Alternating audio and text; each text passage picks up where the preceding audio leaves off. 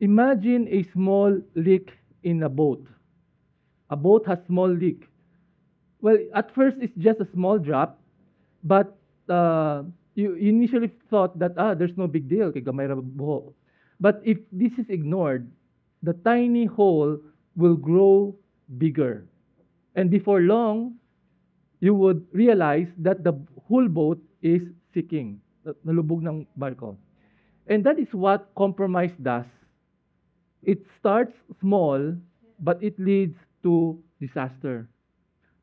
So, this morning we're going to preach on Numbers chapter 25, wherein we see Israel at a critical moment. So, the Israelites have gone through a lot. They have survived battles, they have seen miracles, and they are now near the promised land. Hapit na sila musulod. But then, one compromise leads to a catastrophe. The men of Israel begin indulging sexual sin with Moabites women, and they were worshiping their gods. And at first, it seemed small, but it led to judgment, death, and a plague of 24,000 people dead. So the question this morning is, how does compromise lead us away from God? Okay? How does compromise lead us away from God? So we will look at Numbers 25 and see the high price Israel paid and what it means for us today. So this story is not about studying the wrongdoings of ancient people. We don't just study history, we learn from their history. We learn from their mistakes because compromise doesn't start big, it starts small. So if we're not careful, then it would cost us a lot than we ever thought it would. So let's look at this chapter 25 of Numbers. So where might I be compromising in my walk with God? So ito yung atong reflect. So in what area or areas are we compromising our walk with God? How can I stay faithful when the world is pulling us into different directions? Okay, so before we continue, can we all please stand? Let's pray. Father in heaven, thank you very much for this day, O God. This is a serious topic, O Lord, and we pray, O God, that you will perform a heart surgery on us, O God, that you will open our eyes and uh, see the areas where we are compromising, O God. And Lord, amoy panalangin, Lord. Lord, speak to us, O God. Although the topic is serious, O God, I pray, O Lord, that we will take sin seriously because you have said in your word, just like looking at this example of the Israelites, Lord God, talagang grabe ang consequences, Lord. And I pray, O God, that you will speak to us and that you will change us to be more like Jesus day by day. Thank you, Lord. We just want to commit everything to you. In Jesus' name, all this we pray. The Church of God says, Amen. So, what did we learn previously? Unsa atong story last time, no? We preach on Numbers chapter 23 and 24, wherein we see King Balak hired Balaam to curse Israel. Because King Balak knows that he cannot destroy Israel. Kasi very strong ang Israelites. So wala sa choice. So he went to Balaam, a false prophet, to curse the people. And God did not allow Balaam to curse the Israelites. But, makita nato, behind the scenes, God was protecting the people. But what was going on to the people of Israel? They were committing sin. Okay? So, let's look at Numbers chapter 25, verse 1.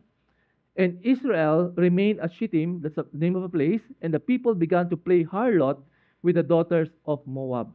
So, kasi pasabot ng play the harlot. Play the harlot. Well, the word play the harlot has both physical and spiritual meaning. So, we can see that the Israelites men began to have sex with these Moabite women. Okay? Moabite women. And at the same time, they were being seduced to engage in idol worship. So in the Old Testament, yung adultery refers to two sense. Pwedeng spiritual adultery and physical adultery. So mao na ang nahitabo. This is what was happening. The Israelites were worshiping idols. And they broke two of the 10 commandments. And the daughter of Moab, who are these daughters of Moab? Ang Moabs, these are the descendants of Lot. If you recall the story, diba, Lot, they escaped from Sodom and Gomorrah and he was with his two daughters. And para magkaroon sila nahi, the daughters made their father drunk, gipalasing nila, and they slept with their father, and that's why they had children. And the Moabites were the descendants of Lot. And if you notice in this passage, Moabites and Midianites, they are related. Parang they are used interchangeably. So, yun. So what happened is that in verse 2, indeed they called the people, these women called the Israelites to the sacrifices of their gods. And the people ate and bowed down to their gods. So kani mga babae, they seduced the Israelites to join the sacrifices of their gods. Kasi in ancient times, they make sacrifices, they have food, festivals, and the men joined them. Nakikaon sila, they ate the food offered to the gods, to Baal for sacrifice. And the Lord was not happy with that, no? They were committing sin. And then sabi niya, sacrifices, they bowed down and worship their gods. If you recall, during the last time, diba, what was the goal of King Balak? He wants to ask Balaam to curse Israel. But but Balaam cannot curse Israel because God was protecting them. So what Balaam did, he suggested to King Balak, sabi na, oy, ito ang imong buhaton. Okay? Use the women, Moabite women, to seduce the Israelites into idol worship, and hopefully they will disobey Yahweh, and Yahweh will be the one to curse them. So kana ang gibuhat ni Balaam. Since they know that Israel were so powerful, what they did is that they seduced them into committing sin, so that God will be the one to punish them, to destroy them. And indeed, the Israelites fell. And the problem with that is that, the story of the Israelites, ang fall ng Israelites, it could also happen to us. Okay? If we're not careful with our walk with the Lord, kung dili nato bantayon nun ang atong atong Christian walk, mahulog kita, magkasala kita. So we can fall into gross sin, just like what happened to the Israelites in this story. So the lesson that we can learn here is that we have to be careful. We should not join the false worship of the world. We must not worship false gods. So in this story, ang mga Israelites nisamba sa Diyos. But in recent times, we don't worship gods. But we don't worship idols, but there are gods that we are worshiping. Kasi mga Diyos sa kalibutan karon, kwarta, money. Okay, people worship money. They worship reputation. Okay, their prestige, their power. Okay, mga dynasty, diba? They want to grasp on power. Kana ang ilang mga idolo. So we have to be careful. Unsa man ang idolo sa atong kinabuhi? What are the idols in our life that will make us fall from God's grace? Okay, let's go to verse 3. So Israel joined themselves to Baal of Peor, and the anger of Yahweh burned against Israel. What do you mean by Baal of Peor? Baal, by the way, Baal is the chief god of the Canaanite, and he is responsible for rain and fertility. So what happened in the past, for example, you are a farmer, you want a lot of produce, okay? So there is a Canaan god that promised that if you worship this god, you will have plenty of produce. And you know that part of their worship is they engage in cultic prostitution. Meaning, worshippers will have to engage in intercourse, will have sex with prostitutes. And then, when you do that, ang promise na mudaghan imong ani. So, enjoy kayo mga tao. Ganahan sila, they were enjoying immorality.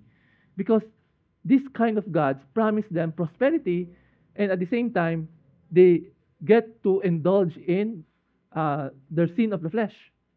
That's why it's very popular. And a lot of Israelites, they fell into that sin. That's why the Lord is so angry. Because sabi, di ba, gusto ni Lord, di ba, first commandment pa lang, you shall have no other gods beside me. But the Israelites were hard-headed. And then the Israelites, joined themselves to Baal of Peor. So grabe, no? So since the enemy cannot curse Israel, so what they did is that they seduced them to commit sin so that they will disobey God and sin. The mightiest attack of Satan can never do as much damage as our own sin and rebellion against God. So mas dako ang impact ng atong makasalanan kaysa attack ni Satan. Because Satan can do so much. But if he tempts us to commit sin, we will destroy ourselves. Okay? And then we can see in verse 4, and Yahweh said to Moses, take all who are the heads of the people and execute them, patyon sila, in broad daylight before Yahweh, so that the burning anger of Yahweh may turn away from Israel. So ito commandment ni Yahweh. Okay, pagpatyon ninyong mga leaders of the people, you hang them, kill them in broad daylight. So if you look at the Old Testament, ang mahitabo is kung kisay na kasalanan, sila patyon. But why is it that God commanded that the heads, the leaders of the people will be killed? Diba? Supposedly, kung kisay na kasalanan, silang patyon. Well, I think because Israel sin as a nation. Okay? Dili siya individual sin but corporate sin. So what God wants is that itong mga leaders, ang representatives nila ang maparusahan. Okay? And then and whenever you punish the leaders, the people will be afraid. It's a warning to the people. Kasi kung gipunish mo ang leader, ang uban mga tao mahadlok and then musunod sila. But what happened in verse 5? Moses said to the judges of Israel, each of you kill his men who have joined themselves to Baal of Peor. If you notice, ang commandment ni Lord, patyon ang leaders, pero anong commandment ni Moses? He told the leaders to kill the ones responsible. So, Moses did not fully obey God. Wala na i-follow. So, maybe Moses nakita na impractical, pati yung mga leaders. So, what he did is that he ordered only the guilty to be killed. Okay? Only those who participated in worshiping Baal. Okay? So, he ordered the judge, no? Ang judge, mga leaders, because in Old Testament times, God put judges in charge of 100 people, 50 people. So, kanayang mga magparusa. Okay? And the punishment is to kill. Patyon. So, what can we learn from this? So, we can see that God is serious with sin. God judges sin. Ang tanan mga kasalanan may kaparusahan. And we can see in the New Testament that the wages of sin is death. There has to be punishment. Ang punishment is patyon. God cannot allow His holy presence to become contaminated. Kasi remember, during the time, diba, God was with them in the tabernacle, and then kung may makasalanan, talagang patyon yun. Ganon kaseryoso ang atong Diyos pag-abot sa kasalanan. And unfortunately, a lot of us do not take God seriously. Especially since we are in the New Testament, because we talk about grace, God's grace. Yes, a lot of us do not take God seriously. And unfortunately, this is the problem. Okay, this is the problem. And the solution that God has thought of is to kill those who are responsible. So the solution is to judge the people. And we all know, at the end times, Jesus will come back again, and he's going to judge the living and the dead. Na ay kaparusahan. Okay, let's go to verse 6. Then behold, one of the sons of Israel came and brought near to his brothers a Midianite woman in the sight of Moses and in the sight of all the congregation of the sons of Israel, while they were weeping at the doorway of the tent of meeting. So what was happening? Kasi, di ba remember, God sent plague, gipang patay ang mga tao. While this was going on, there's a side story. There is one of the sons of Israel na usa ka tawo, okay, nagdala og bayi, Midianite woman. In the sight of Moses and in the sight of all congregation, while everyone were crying, were weeping because people are dying, there's one man, he brought a woman to do what? Let's look at verse 7. Kasi gibuhat nila. Okay, and Phinehas, the son of Eleazar, the son of Aaron. So ito, apo ni Aaron. Okay? Phinehas, the son of Eleazar, the son of Aaron, saw it, nakita niya. So he arose from the midst of the congregation, And he took a spear in his hand. Now he went after the man of Israel into the tent and pierced both of them through, the man of Israel and the woman through the body. So you may be wondering, what were they doing? Okay? So Phinehas went into the tent, he took a spear and gisaksak niya itong lalaki ug ang bayi. So what were they doing? According to commentators, these two were engaging in illicit sex. They were having intercourse. So gisudlan sila and gipatay. Phinehas thrust a spear into their body. They killed them in the act. This is the later interpretation of the passage. Kasi during that time, they were engaging in cultic prostitution. While all of this were going on, and God got angry with them. And after Phinehas killed both of them, what happened? Then the plague on the sons of Israel was checked. So those who died by the plague were 24,000. Meaning after gibuhat ni Phinehas, after gipatay ni Phinehas ang duha ka tawo, naundang ang plague. Okay? The plague stopped. So the act of Phinehas turned away God's anger. Okay. So what can we learn from this? So ang gibuhat ni Phinehas, he was consumed by the zeal and by the righteousness of God, because God is righteous, and then dili na madawat na gibastos kining duha si Lord. So he took the matter into his own hand and killed both of them. Okay. So this story, let's just pause for a while. What can we learn from this story? This is about compromise. Compromise. How did Israel compromise? Remember, ang commandment ni Yahweh in the Ten Commandments that there is no other gods beside Yahweh. You should not bow down to any idols. So what the Israelites did, they compromised. First, they engaged in relationship with the Moabites women. Siyempre, una, they did not directly worship idols. Diba? Kasi it's very clear sa Ten Commandments eh. So wala sila diretso. Ang ilang giunang gibuhat is nakipagrelasyon sa sila sa mga bayi. They engage in intercourse with these women, and then eventually, these women seduced them to worship Baal. Okay? So what happened is that the Israelites compromised. They made a compromise. They entered into a relationship with the Moabites women. Yun ang kompromiso. And once they compromised, later on, they were tempted into worshiping Baal. Okay, compromise. So, compromise usually starts small. Parang nag-compromise ka. Akala mo there's nothing wrong with this, but eventually it becomes bigger and bigger, and you bear the consequences. Do you know that scientists, according to scientists, they made a study. Kanang mga palaka, frog, if you drop a frog into a boiling water, what will happen? The frog will immediately jump out. Why? Because init man. No? The frog will jump out. But if you put a frog in a cool water, it will not react. And then you slowly heat the water up, boil it hanggang mamatay siya. Okay? So what's the difference? Pag biglaan, the frog will jump, di ba? Will react. But if dahan-dahan, hinahin pag lutoon nimo, di siya mag-react. And then hantod maluto na siya until the water will boil and then the frog will die. You know, the same is true with compromises. It usually starts small. Okay?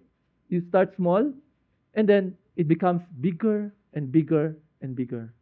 You know, many people fall into sin not overnight. Diba? Parang hindi naman overnight. Parang dahan-dahan.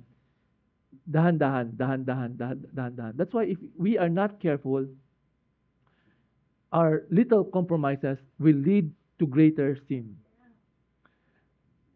Are you aware of the story Titanic? Yung Titanic, yung famous boat, and then at that time it was the largest vessel, and then it sank. People thought that it is unsinkable. Parang kasi very big eh. But it sank. And do you know, one of the things that they found out is that the Titanic, the crew has no binoculars. Wala sila binoculars. So, ang binoculars, they lock it away, and the key was accidentally left behind. Nabilin ang yabe.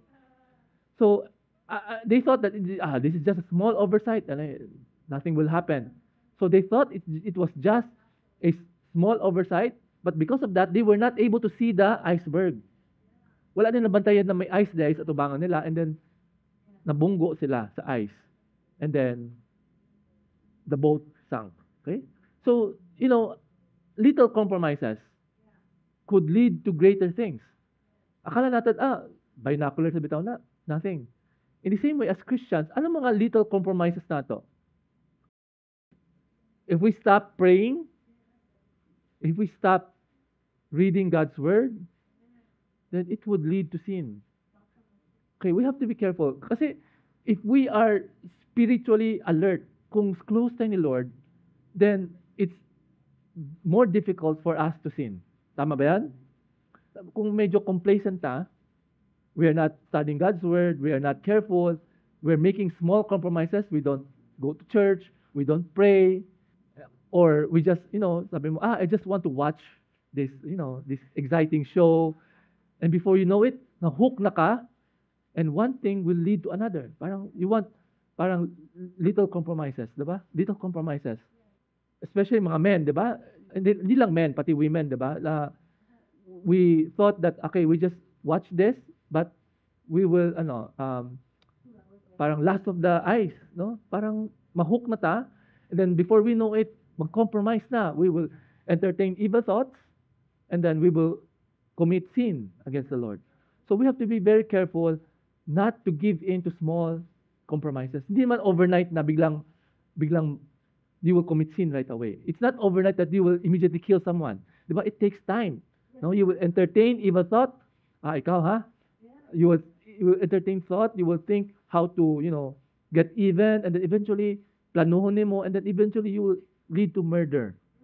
Okay, all sin starts with baby steps, compromises. So careful ta. We should not allow these little compromises to take foothold of us. There's a man who made a deal with the devil. Sabi na, in exchange for his soul, he will receive a single gold every time he compromised his integrity. Okay, nagsabot sila, okay, every time I compromise my integrity, I will receive one gold coin. Okay? So yun. So that's what he did. And then, hindi siya nakontento. He wanted more and more and more gold coin. Eventually, he died. And on his deathbed, he realized that it was too late. He traded eternity for a handful of coins. Parang not worth it. He traded eternity with a handful of coins. So, brothers and sisters, careful ta. Let's reflect. What are the things that we are compromising at? Okay? Could it be our integrity at work? Our honesty? Sabi, just a little white lie, mamakakugamay. Okay na. But, tanan makasalanan, nagsugod siya sa gamay. Okay? Nagsugod sa gamay. In this story, the Israelites compromised by entering into a relationship with the Moabites women. Okay? Akala nila wala lang yon. Okay? Anyway, we are both single. There's nothing wrong with this. But eventually, these Moabite women seduce the Israelites to commit idolatry. Okay, let's move to verse 10.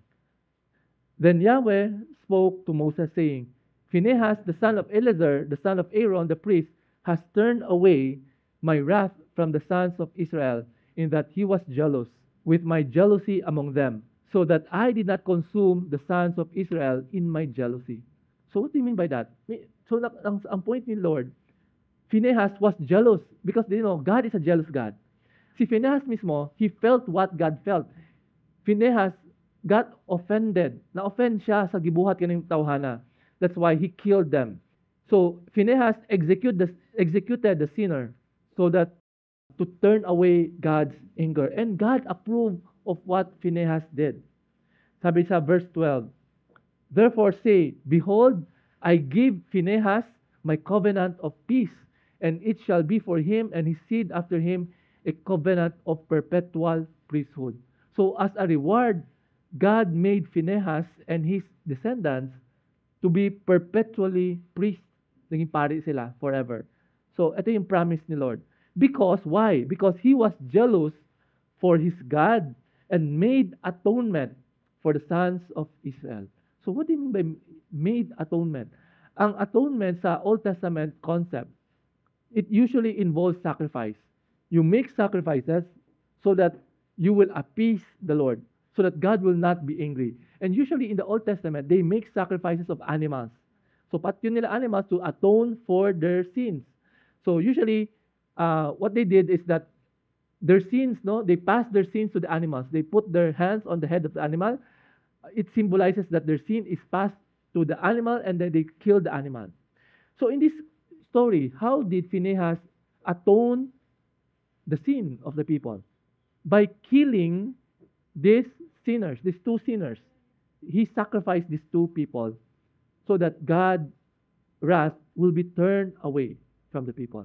And you know, that's the role of the priest in the Old Testament. Ang trabaho ng mga Old Testament priests is they mediate, sila magpamagitan sa Ginoo o sa mga tao. No? They are the ones who make sacrifices, they atone for the people's sin so that they will be forgiven.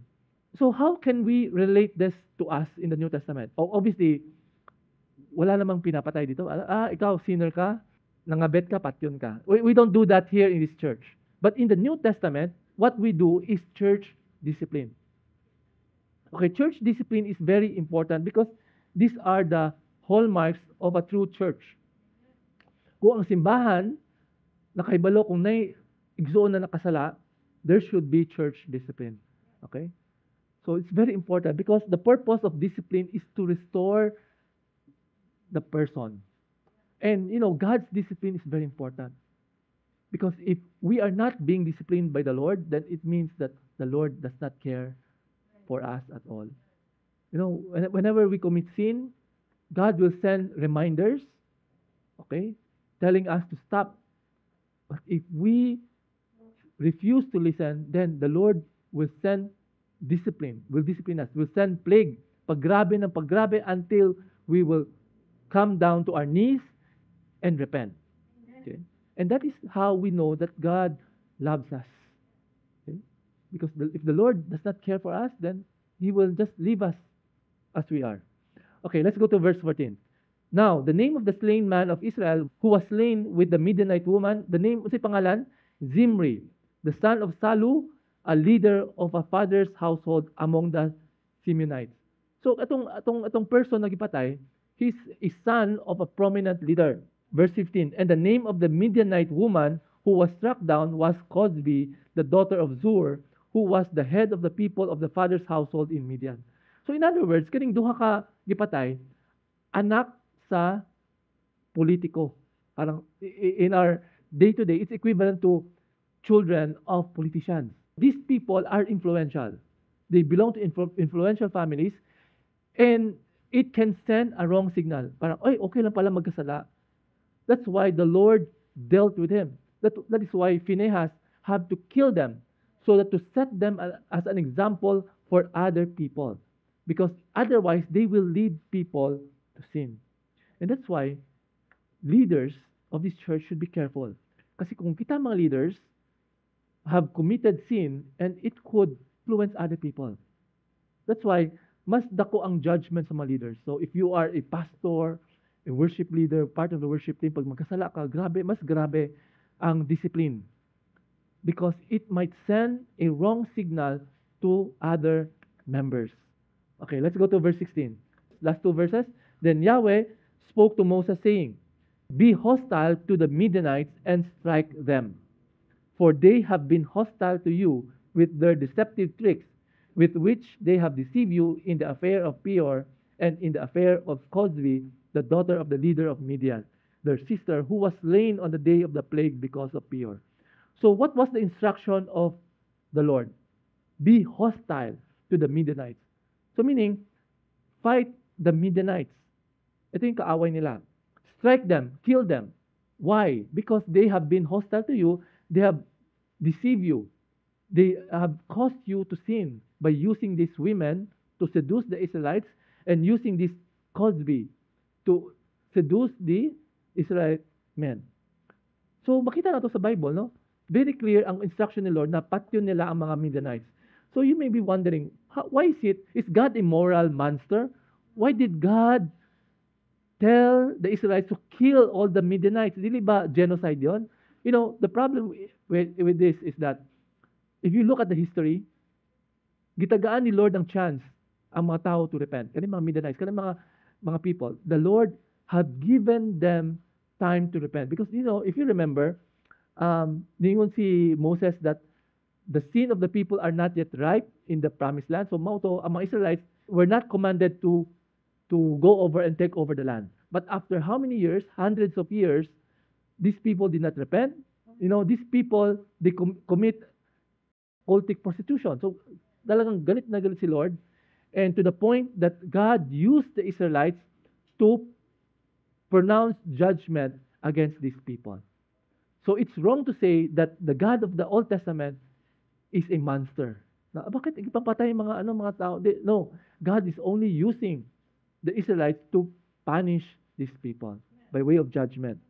So you can see that the Lord has given them a lot of chance to repent, pero wala sila nagrepent. And mauto, umabot na gyud ang pinaka-patience ni Lord, and the Lord asked the Israelites to wipe them out. So we're done with the passage. So what is the connection of this story to the New Testament? You know, ang Old Testament, may link yan sa New Testament. Okay? So what's the link? Phinehas, what did Phinehas do? He killed this sinner, two sinner, and he atoned for their sins. In the New Testament, we have a high priest who is Jesus. So instead of sacrificing bulls and rams, Jesus made the ultimate sacrifice. Siya mismo ang namatay sa krus so that there will be a sacrifice once and for all. Okay? Once and for all atonement for sins. Okay? So that's one lesson that we can learn. And another thing is, yung story about this Balaam and the cultic, the Israelites being seduced by Moabites, you know, it was also mentioned by Paul in 1 Corinthians chapter 10, verses 6 to 8. Okay, this is what Paul said. Now, these things happened as examples for us. Meaning, itong mga Old Testament stories, muna sila mga example. Things that we should not do. So that we would not crave evil things as they also crave. To warn us, dapat dili ta mo awat nila. Do not be idolaters. Because the Israelites were idolaters. As some of them were. As it is written, the people sat down to eat and drink and stood up to play, nor let us act in sexual immorality, as some of them did. And 23,000 fell in one day. So, very clear, the sins of the Israelites were sexual immorality because they were engaging in sexual intercourse with the Moabites women, and because of that, they were seduced into idolatry. So, Paul warned us Christians of the danger of immorality. Okay? So, this story about Numbers serves as a warning to us. You know, I've heard other pastors, sabi na, I don't preach Old Testament because we are now in the New Testament. Pero ang Old Testament, these are stories that we can learn examples from. Okay, mga bad examples. That's why the topic for this morning is that we should not compromise. And we can learn from their story. So the lessons that we can learn, first lesson that we can learn is that sin is never a private thing. It affects other people directly and indirectly. Remember sa story, kisan nagkasala. Obviously, it's not all of them. Okay, siyempre, it's only the Israelite men will have sex with Moabite women. Ang babae, mga bata, wala namang kasalanan, pero appeal sila sa parusa. In the same way, whenever we commit sin, it's not only us who will suffer, but our family, our friends, our loved ones. So remember that. Wag mong isipin, okay lang bitaw, ako na bitaw ang maparusahan. No, it affects our family and other people directly and even indirectly. And you know, the primary issue in this story is not about sexual immorality, but about idolatry. The Lord killed these people because of idolatry, because they are worshiping Baal. Nag-worship sila kang Baal. Okay? Worship silang Baal. And the lesson that we can learn is about compromise. By the way, what do you mean by compromise? Kompromiso sa Bisaya. Kasi pasabot ng kompromiso. By compromising, meaning you are giving up something, okay, you're giving up your position so that other people will agree with you. Is it wrong to compromise? Well, it's not always wrong to compromise. For example, if two people are quarreling, for example, husband and wife, mag-away kayo. So, mag-compromise na lang kayo para hindi na kayo mag-away. Di ba? Or among friends. Halimbawa, you want to eat at Jollibee. Ang friend mo ganan McDonald's. So, away mo. So, para di na tayo mag-away, let's compromise. So, there are some things that it's okay to compromise. Okay? Okay, I've seen that. Okay, there are some things that it's okay to compromise. Just look at Daniel.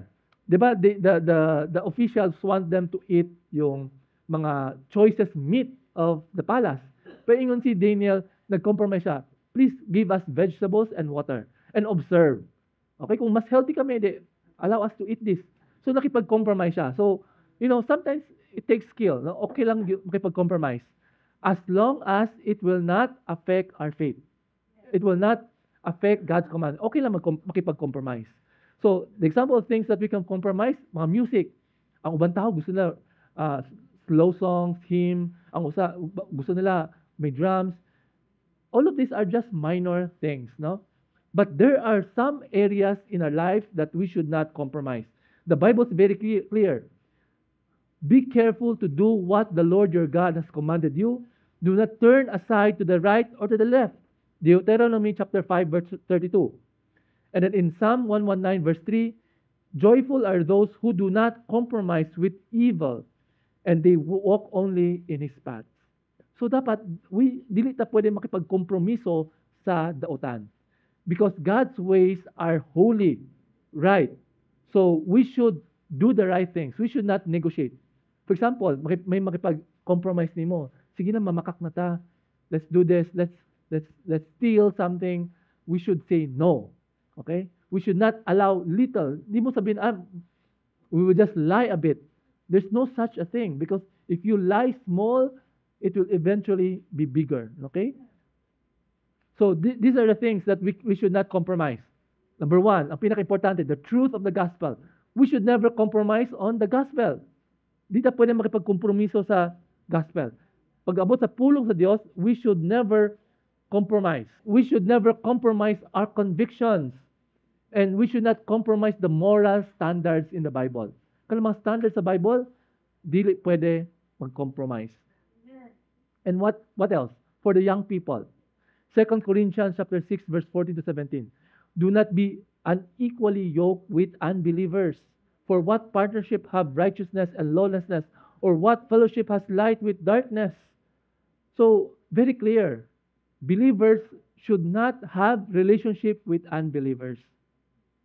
I know it's very difficult because, especially mga babae mas lisod. Kasi ang lalaki, the guys are the one who look for their partners. So, they can look for women.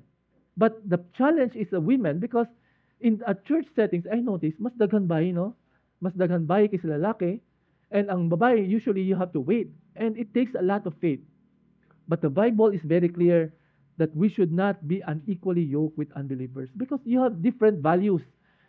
Just like this story, diba? The men were unequally yoked with the Moabites. But since their value system are different, so they engage in sexual intercourse and the women seduce them to worship their gods. So you do not know. If you enter into a relationship with an unbeliever, they will cause you to compromise. They will cause you to commit things that you would not normally do. Kasi syempre, para nila, okay lang yon. Para ni mo dili. And that is where you will make compromises. Vote buying. Okay, as Christians, we should not sell our votes. If you are candidates, you should not sell, you should not buy your votes. If you are voters, you should not sell your votes, no? Because you should not compromise. Some people say it's okay to receive, just don't vote. And then, unfortunately, ano yung integrity mo? Diba? You receive, kaya nisaad man ka, pero wala ka ni mo gibuhat. So, you're cheating them, no? So, the point is, we should be different, okay? So what we should do is that we follow Paul's advice in Philippians chapter 2, verse 12 to 13. Continue to work out our salvation with fear and trembling, for it is God who works in us to will and to act in order to fulfill his good purpose. So what's the key? How can we not compromise? The best thing first is to become closer with the Lord. As long as you're close with the Lord, parang hindi na appealing yung kasalanan. Okay? If you always read God's word, then you would not like to read mga novels and mga dirty novels. Diba? Parang you don't find it pleasing anymore kasi ito yung gusto mo eh. You want to read God's word. You don't want to indulge yourself in other entertainment. So, very important, if you want to resist temptation, is to walk closely with the Lord. If you are close with Lord, parang mas di na kaganahan. You will hate sin because you want to love what God loves. So, we should not compromise with sin or idolatry. We have to build our life with conviction. Okay? Okay, I'll just end with a story. There's a man, he found a baby rattlesnake. Sabi, oh, ang cute, baby rattlesnake. So he brought it home. Sabi, it's just small, it can't hurt me. So, gihi mo niyang pet. So, ipakaon niya, feed the baby rattlesnake, do everything to him, parang inalagaan niya. The baby rattlesnake eventually grew bigger and bigger, and then he did not suspect kasi to him, it's still his baby. But one day, this rattlesnake grew very big and bit him. Okay? And as he was dying, sabi niya, I never thought that something small could kill me. So, he allowed, in the same way, ganun din compromise. If we allowed small compromise in our life, akala natin it will not hurt us, but eventually, it will destroy us. It will destroy our faith. It will destroy our witness for the Lord, and it could destroy our future. So in Numbers 25, we see three things. First, compromise starts with temptation. Okay? Compromise starts with temptation. The Moabites women, okay, tempted the men with lust of the flesh. Then eventually, they tempted them into idolatry. Doon nagsugod. Okay, and second, we can learn that compromise brings consequences. May consequence. So ano ba consequence sa story? There was a plague, and 24,000 people died. In the same way, whenever we compromise, if we commit sin, there are consequences. It could be different. We could lose our job. We could lose our loved ones. Pwedeng parusahan, magkasakit na. There's so many possible consequences. And the third lesson that we can learn is that God honors those who refuse to compromise. Amen. God honors those who refuse to compromise. Like Phinehas. Phinehas killed the one committing sin, and God honored him. Okay? God honors those who compromise. So three lessons. First is that compromise starts with temptation. Second, compromise brings consequences. And third, God honors those who refuse to compromise, just like Phinehas. So just like Phinehas, what must we do? Kasi atong dapat buhaton. We must choose faithfulness over compromise. We have to be faithful. Our God is faithful despite our unfaithfulness, then we have to be faithful. Jesus didn't negotiate with sin. Diba? When Jesus was tempted, he never negotiate with sin. Sabi na, no, he used God's word. In the same way, we should not compromise. Okay, we should not compromise. So the challenge is, okay, let's reflect. Mag-reflect ka ron. Okay, is there a small sin in your life that you are tolerating? Meron ba? Meron bang small sin para nimo ay okay lang bitaw ni gamay ra? Are you tolerating a small sin in your life? Are you entertaining a suitor who is an unbeliever? That's a small compromise. Ano ba yung mga small sin mo? Are you watching things that are not glorifying the Lord? Or are you reading books or novels that do not contain things that are pleasing to the Lord? And are you like Phinehas, who will take a stand to say, no, you know, the best way is to cut off, no, cut off that sin. Or will you let compromise sink you? Will you be like Phinehas? Or will you be like the Israelites who were seduced to commit idolatry? So can we all please stand? Let's pray. Father in heaven, thank you very much for your word, O God. Salamat, Lord, lagi pang remind me sa story, O God, about the Israelites being tempted into sin. Lord, you have been reminding us not to compromise. Dili mi magkompromiso, Lord God, bisan gamay. Lord, we ask for forgiveness for the many times that we have compromised and fallen short of your glory, O God. Lord, you know what we are sinners, O God. Mayroon kami mga kaluyahon, Lord, mga weaknesses, O God.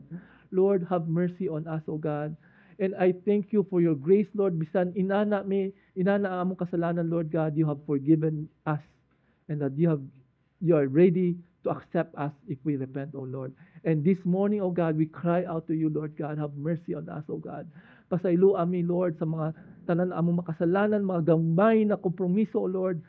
Forgive us for the evil thoughts that we were entertaining, O God, for for the for the things that we watch, O God, for the things that we read, O God. Have mercy on us, O God. And I pray, O God, thank you, Lord, for reminding us of your great love, O God. And not only your love, but about the seriousness of sin, O God. Just like in the story, Lord God, you there is always a punishment for sin. And Lord, I pray for your forgiveness, O God. And I pray, Lord, through the blood of the Lamb Jesus, that you will forgive us from all sins, O God, that you will cleanse us from all unrighteousness, O God. Lord, I pray this morning, O God, that you will cleanse us, O God, that you will renew us, O God, that we may become more like Jesus. Lord, we just want to surrender our lives into your hands, O God. Help us to live a life that is worthy of our calling, O God. Help us to be perfect just as you are perfect, Lord. We know lisod na siya, but Lord, I pray that by your grace, O God, help us to walk according to your ways, O God. Help us not to compromise no matter what. Thank you, Lord. We just want to commit everything to you in the mighty name of Jesus. All this we pray. Everybody says, Amen.